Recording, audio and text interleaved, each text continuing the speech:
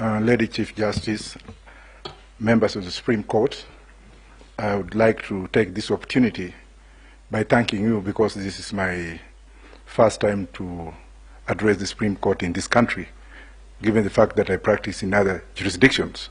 Now, the ball of contention is, and I know, Your Honor, you have already addressed the issue, the ball of contention is, I'm a presidential candidate. I was in this room this morning. My counsels were refused to come in because we had already made a ruling apportioning the number of lawyers that were supposed to come in here, which is okay. But what I want to beg or to pray is that I pray to be given some opportunity, probably under your discretion, so that I can also be enjoined to speak through my counsel on case number 7, of which I was enjoined as an interested party. I've already submitted my responses, and in this room and in the absence of Raila Amolo Odinga and Honorable Ruto, I think I'm the most aggrieved person here, despite the fact that we have also other interested parties.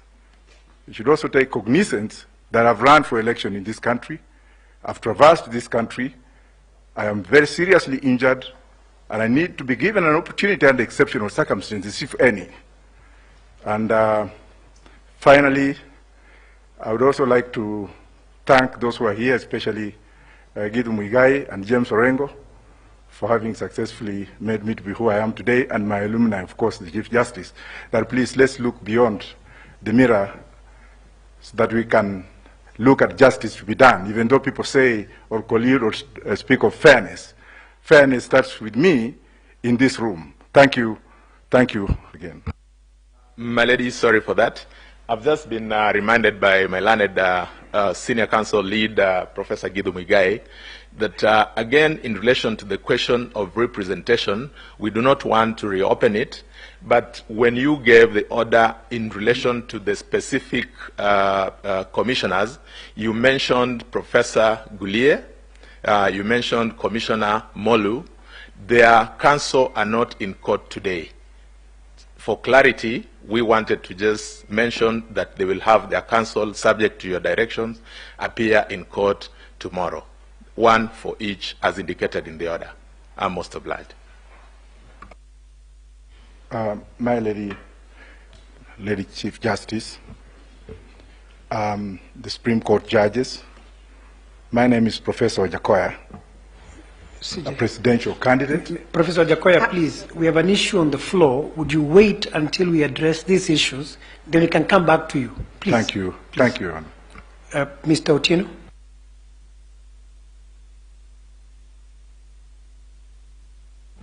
Prayer number 4 that you've granted in the morning, my lords and my ladies. In our application, we had requested for Form 34A's Book 2 of 2, but in your directions, I believe it was misspelled. It was indicated as Form 34C Book 2. So maybe when you give directions, you can clarify that's Book 34A, so it's Forms 34A Book 2, not 34C. That's all.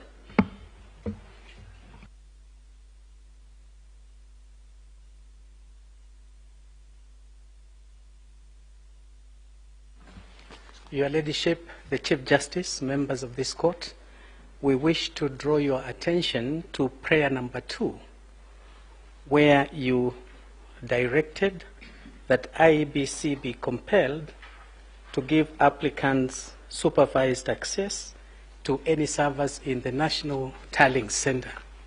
We request that agents of the first and the second respondent be allowed to be present when that exercise is undertaken. That is our humble request.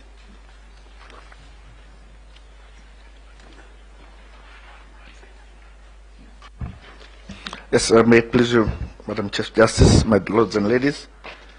Just a clarification. My name is Paul Mwangi for the first and second petitioner, in petition number 5. First, in respect of the orders of the court in paragraph 7, in number 7, I think the order was supposed to read from 32A and Form 34A. Because what was contested were the documents that were to be inside the ballot papers, so 34C would be a mistake. In respect of the contested polling stations, we have received a letter this afternoon from the lawyers from IEBC, and we shall be responding by close of business, giving the list of the polling stations that we have contested. They are all borne in the petition, and we shall be laying them out in a letter. In respect of the clarification as to the opening of ballot boxes, I believe that would definitely be implied in the order of the court, that if the court were to ask that we gain access, that would imply a permission to open the ballot boxes. In respect of the polling stations that are turning out to be polling centers, I think that has been a common mistake as to when it's a polling station, the polling center. Our position should be that if it has been described as a polling center, then the order would relate to all the polling stations in that center. And lastly, in respect of the access, this court has said that we are to have supervised access. And then the question would not be whether it will be described that read only. We are to obtain all the necessary access to do an audit of the information that is needed, so long as it is supervised. That is all. Now, the question of the National Security Advisory Council. This, I think, Mr. Oraro, this could be of interest to you. On the one hand, you are telling us that these personnel visited the premises of the bombers to express their concern, because, of course, being an advisory council, they must have arrived at a conclusion that unless results were released, then there was bound to be chaos. But on the other hand, the chair, in his affidavit, tells the court that the only reason the AG, or I mean not the AG, but the individuals, distinguished people for whom we have a lot of respect, paid that visit, was to tell the chair to somehow re-engineer the results in favor of one of the candidates. Now, this is not a question to you, but a question to Mr. Chepkati's counsel. Professor, you may want to, or even Mr. Karori, are we to assume that by the time Mr. Kinyo placed this call, if the intention was to influence the declaration of the results, to change it, to re-engineer it, are we to assume that by the time that call was placed, and by the time this gentleman paid this visit, they already knew the results? Because there's no way they would have been on that mission if they had not known the results. So are we to assume that in fact, if this be their mission, are we to assume that they already knew the results? Okay. Then finally, Mr. Koome, you know, you cited King Solomon. And this court treats Holy Scriptures very seriously. You came up with, you say there is victory. Because in King Solomon's story, the protagonists were distinguished mothers. But here, you called them two gentlemen.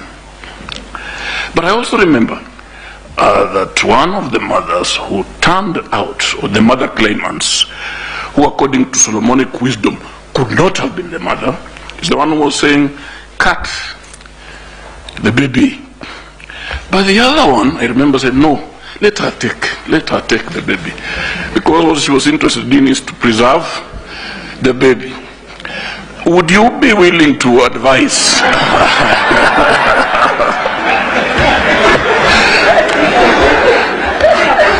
rest my case to the CBI.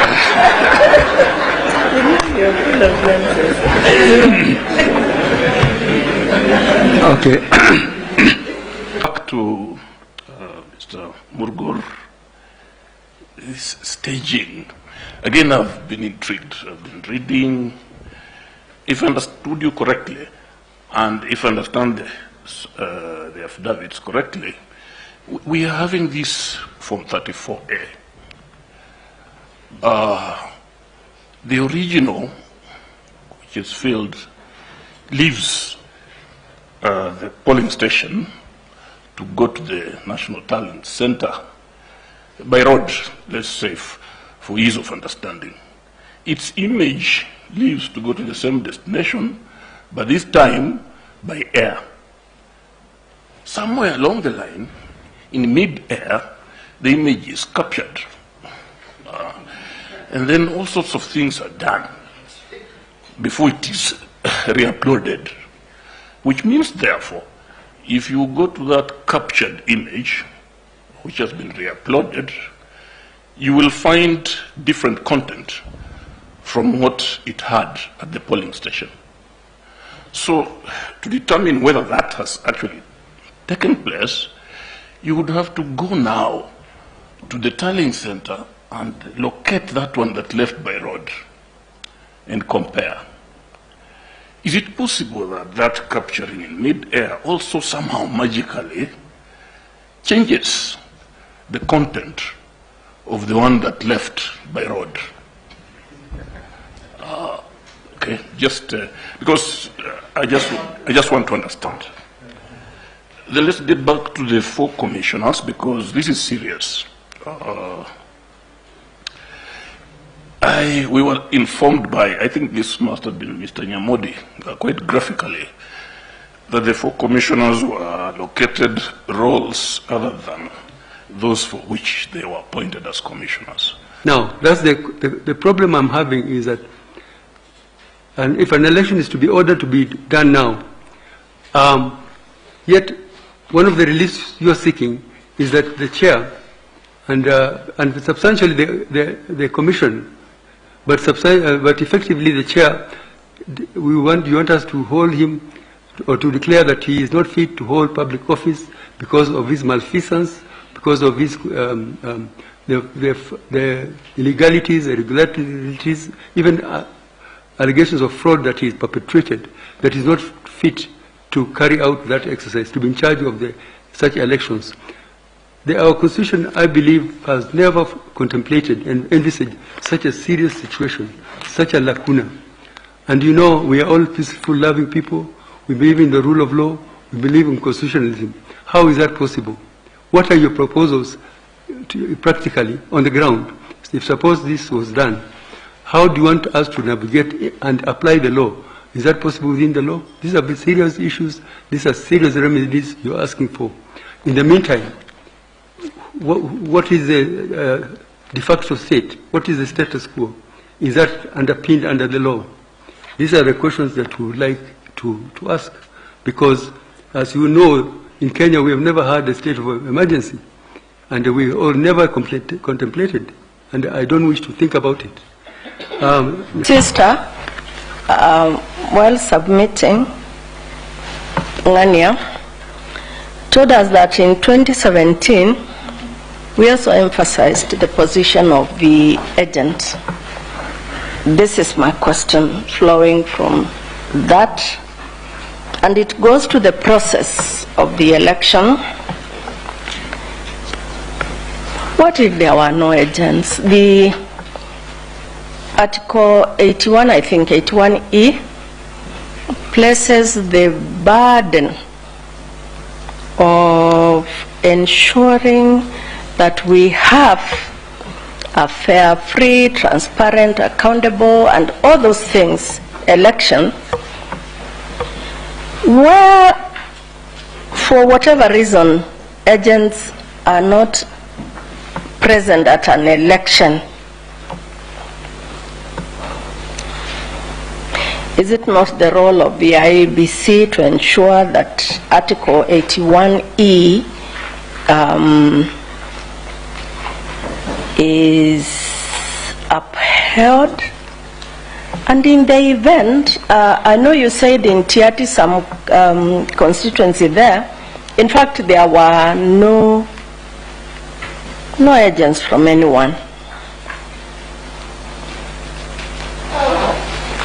The process, and where there are no agents, the process. To writing the judgment, what do you want me to write? There are commissioners, and we talked about the dysfunctionality. It came from you, it didn't come from this side of the bench. Of the commission, I'm glad today I have had an attempt at answering my question yesterday as to when it became dysfunctional, but I'm still waiting for answers from the person to whom the question was directed, which is the petitioners. But tell me what the IEBC was supposed to do. On the one hand, they are being told, hurry up and announce. On the other hand, the court, as represented by the Honorable Mr. Justice Isaac Lenaola, is saying, but there is still time. There is yet another day before you can announce. What is the IEBC to do? Thank you. Thank you very much. Thank you, President. Thank you, colleagues, for those questions. I think they were quite comprehensive. The team led by Professor Githu Muigai, you can see what we want to understand is this disconnect arising from IEBC. Because when we look at Article 88, the role of IEBC is to supervise and conduct elections. I do not want to repeat this question. Why the chairman deemed it fit to allocate commissioners, I think what has been described as domestic chores, leaving the core business of IEBC to the CEO to supervise. We've been told that they did a good job in the polling stations. Polling went on well, counting, tallying, and transmission until the National Tallying Center, where they are all there, but they are not doing the core business of, according to the Constitution, they have been given other duties. This is bringing a lot of questions in our minds. Then when we look at Article 138, 3C, we see they have a law, at least to look at the tallying results and ask questions whether the president-elect met the constitutional threshold before the chairman can go and announce the results, because we all understand nobody can tinker with the forms 34A's and B the way they have come. And you have had IEBC being likened to the Supreme Court, much to the chagrin of the judges here, because the question which was being asked, I think, by Mr. Otieno is that if 7 people are sitting on a judgment or a decision and there is a dissenting voice, why didn't the chairman tell Kenyans exactly what happened? That we conducted this election, we came to the National Tallying Center, we have these results, but some of the colleagues have a dissenting voice. They will tell Kenyans why they are dissenting. Another thing that worries us, and I think your team should answer, is why the streaming, the live streaming of the results stopped. Because if Kenyans were able to follow the streaming from the beginning to the end, which was being done in the spirit of accountability and stability and transparency, then the rhyme which we were being told of the pige pige ponki would not arise, because there would have been no confusion. We know this is how things are happening, and therefore maybe the losing candidate who is being called to go to the National Tallying Center can decide not to go, because they know already the results they are on the screen. So I would also like a clarification. The question has been asked, and it was demonstrated very ably by Mr.